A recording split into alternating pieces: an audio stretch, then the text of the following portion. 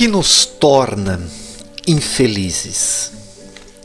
Essa é uma pergunta que muitas pessoas colocam e buscam uma resposta para que a infelicidade não seja experimentada, ou a desgraça, como alguns diriam, ou a tragédia, né? Porque a infelicidade geralmente é associada a uma tragédia. Uma vida infeliz é trágica na mente das pessoas. E delas buscam uma forma para superar isso, para que a infelicidade não tome conta da vida.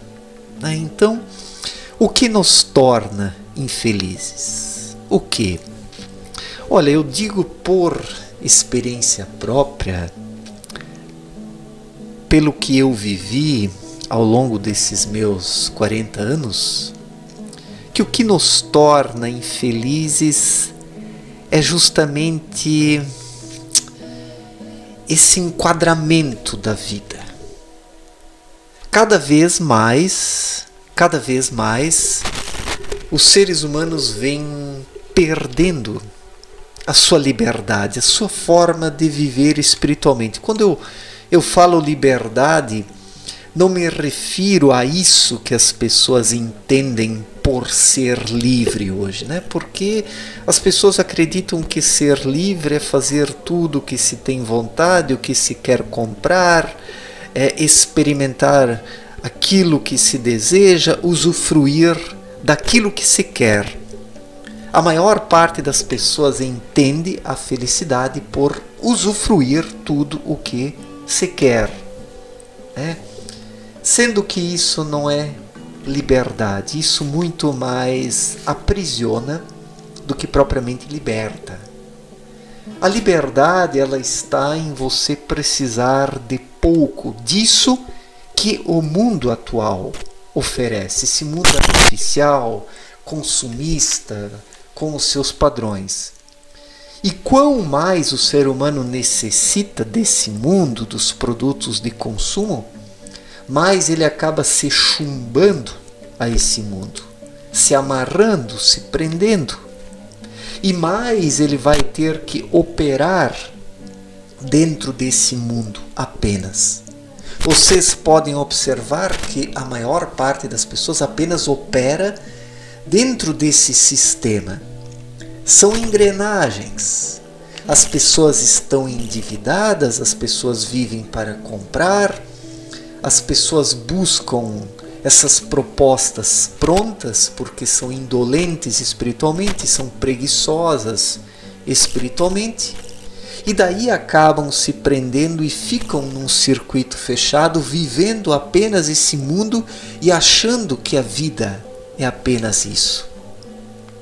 E é isso que é o enquadramento, esse enquadramento forçado, que somos obrigados desde crianças, desde adolescentes.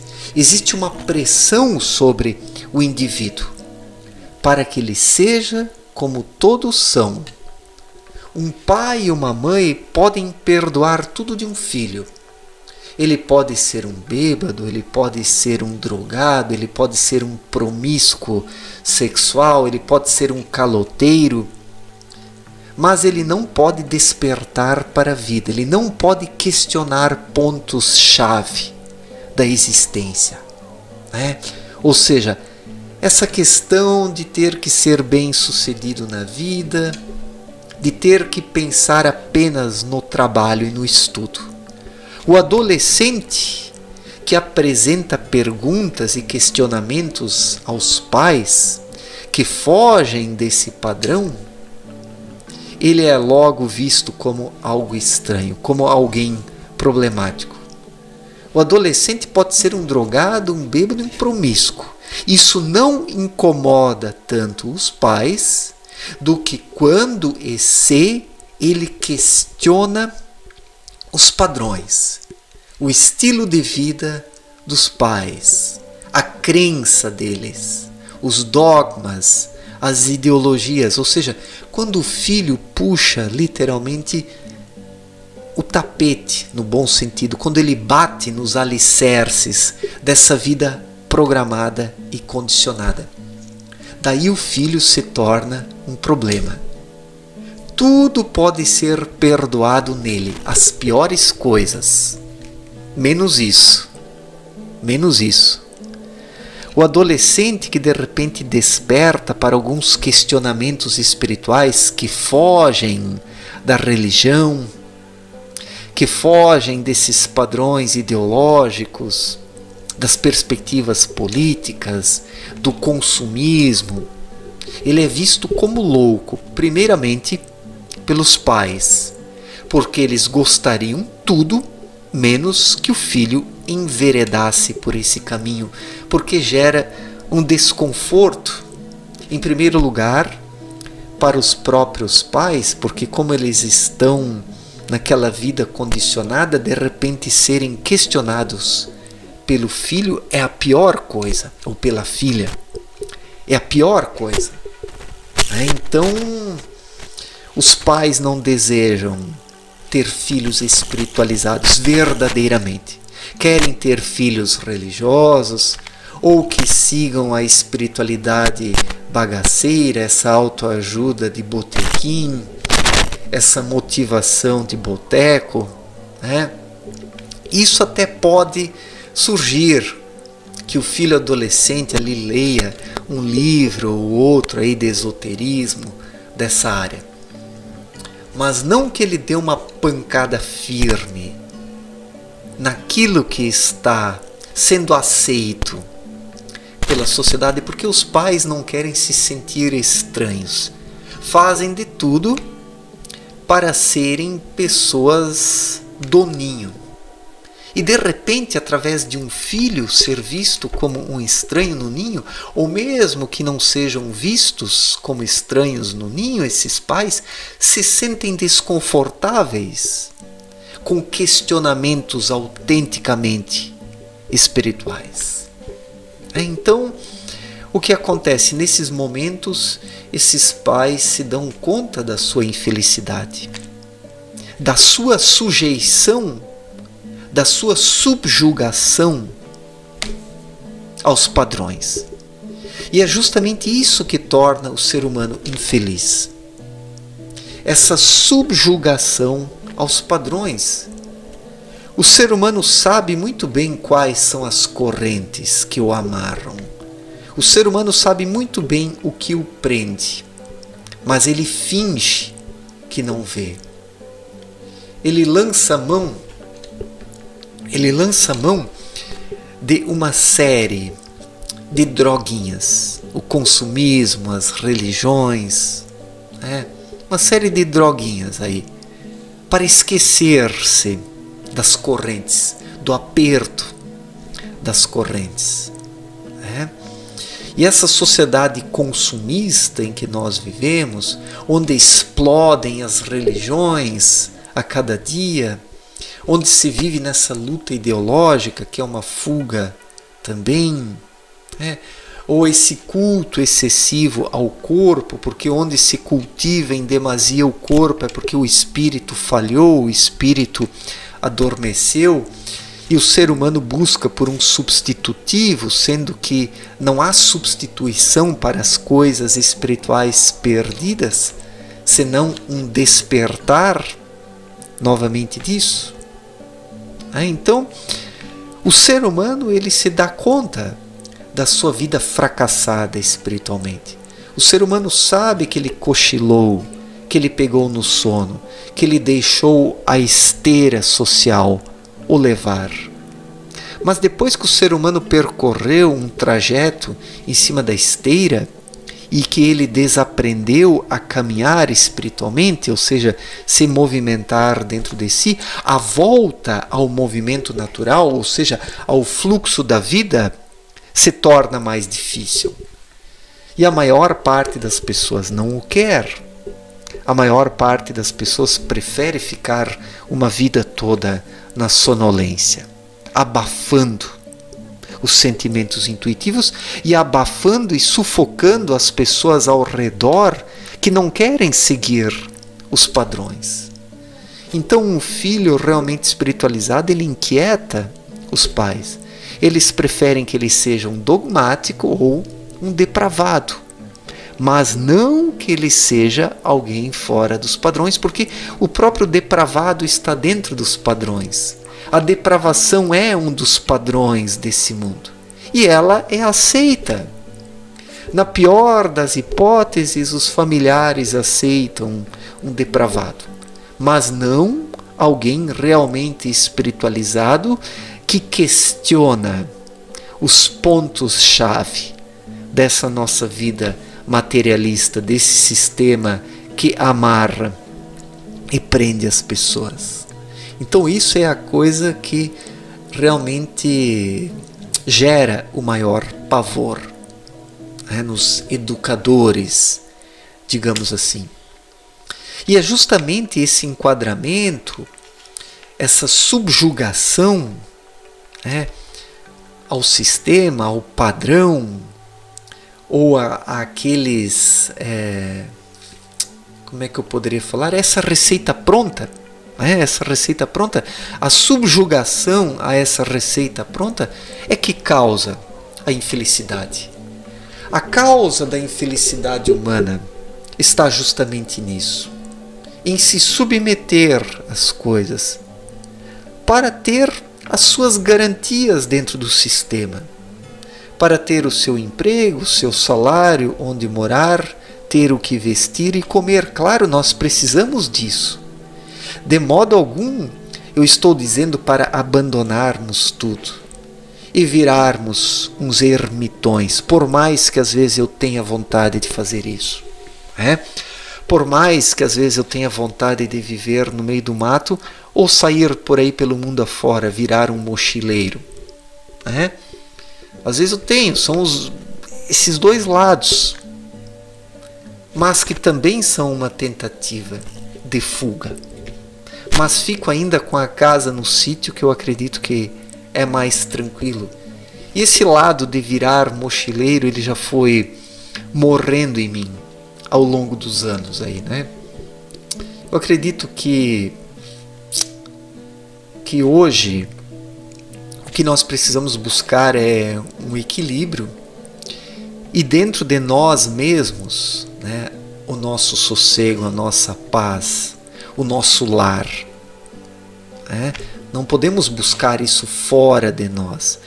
Precisamos ou podemos buscar e encontrar fora de nós, digamos assim, uma complementação, a cara metade daquilo que está dentro de nós.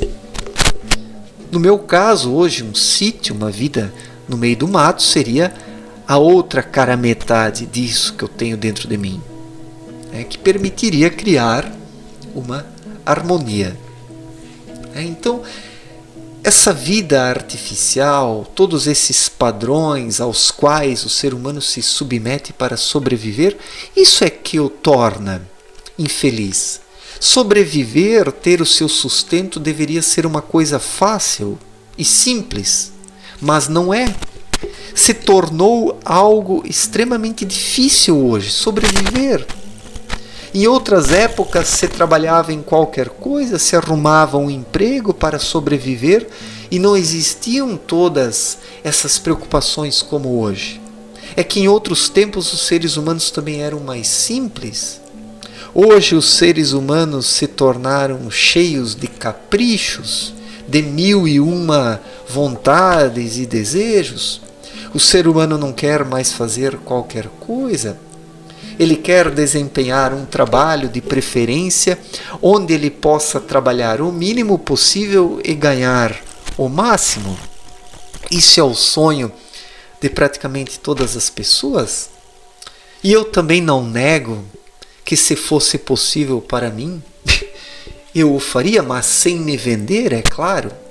Eu jamais me venderia, eu jamais contrariaria a minha intuição. Eu já tive inúmeras oportunidades de ser bem-sucedido ou melhor sucedido financeiramente do que eu sou hoje, porque não posso falar de ser bem-sucedido, mas foi uma opção espiritual e não estou aqui reclamando e não me arrependo, né? Não me arrependo. Mas o que acontece?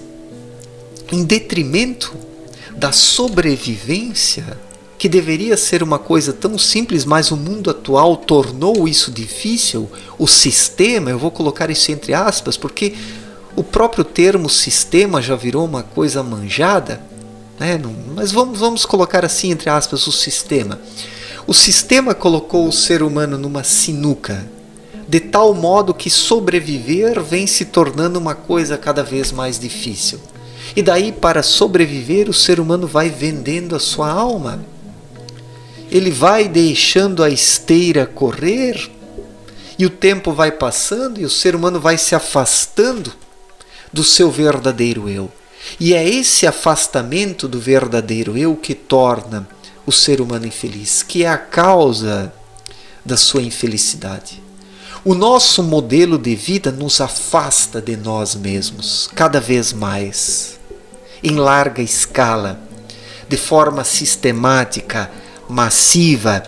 Existe uma imposição, porque a vida econômica entrou no piloto automático, as pessoas estão no piloto automático, numa correria. Quando você chama uma pessoa num canto para conversar e questiona a vida, ela começa a refletir e dizer, realmente as coisas são assim. Mas no instante seguinte em que ela volta para o meio da massa, para aquelas preocupações, ela já esquece aquela reflexão e continua com aquela vidinha. Por isso é muito difícil despertar pessoas nos dias atuais, porque elas morrem de medo de não conseguirem sobreviver. Então é como o filho adolescente que questiona os pais em alguns pontos, que coloca em xeque a sua visão de vida, a sua perspectiva sobre a sobrevivência. Os pais piram. Ah não, meu filho é louco. Eu prefiro um filho drogado, eu prefiro um filho putanheiro, desculpem o termo, do que um filho que pense de fato, que reflita, que coloque o dedo na ferida. Então isso não é tolerado. Isso não é tolerado. E isso Abdrushim já disse em sua obra Na Luz da Verdade, assim, que tolerariam tudo ao ser humano, as piores coisas, menos que ele desperte espiritualmente e siga o seu caminho. Isso não é tolerado. O ser humano hoje que busca isso, ele já recebe os primeiros golpes no seio da família, quando ele começa a despertar. Lá os pais que já estão dentro do sistema buscam já sufocar o filho, para que ele não acorde. Porque se ele acordar, colocará em xeque a visão dos pais, e isso eles não querem. Preferem um filho fanático religioso ou um drogado, mas não alguém que acorde de verdade nessa vida. E onde uma pessoa está acordada, ela causa reações nos outros, porque ninguém passa indiferente diante de uma pessoa desperta.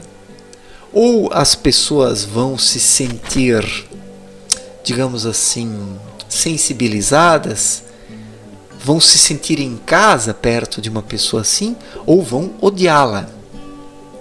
O negócio é extremo, assim, é uma questão de amor ou ódio frente àqueles que despertam. Por isso que quem busca o caminho espiritual hoje leva uma vida um tanto conflituosa, porque nós estamos num sistema onde as pessoas estão se matando para sobreviver.